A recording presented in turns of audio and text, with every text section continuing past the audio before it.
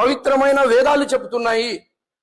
మా హిందూ సోదరులు వాళ్ళ మనసు నిజం చెప్పాలంటే గోల్డ్ కన్నా పవిత్రమైంది ప్లాటినం, ప్లాటినం కన్నా పవిత్రమైంది వజ్రం, వజ్రం కన్నా నాణ్యమైనది పవిత్రమైనది మా హిందూ సోదరుల మనసు. ఈ మాట ఎందుకు చెప్తున్నానంటే వాళ్ళు కులంని చూసి మొక్కరు, గుణాన్ని చూసి మొక్కుతారు. వాళ్ళు అజ్మీర్ దార్గాని కూడా మొక్కుతారు, ఎల్లార్తి శక్షావళి శాషావళిని కూడా మొక్కుతారు, వాళ్ళు తిక్కస్వామి దర్గాని కూడా మొక్కుతారు. అలాంటి హిందూ సోదరుల మనసు వజ్రం కన్నా పవిత్రమైనదని ఈ మీడియా ముఖంగా తెలియజేస్తున్నాను. అలాగే మన మతాన్ని ప్రేమించుకుంటూ ఇతరుల మతాన్ని గౌరవించిన వాడే నిజమైన ముస్లిం అని పవిత్రమైన ఖురాన్ చెబుతా ఉంది, పవిత్రమైన ఇస్లాం సందేశం ఇస్తా ఉంది.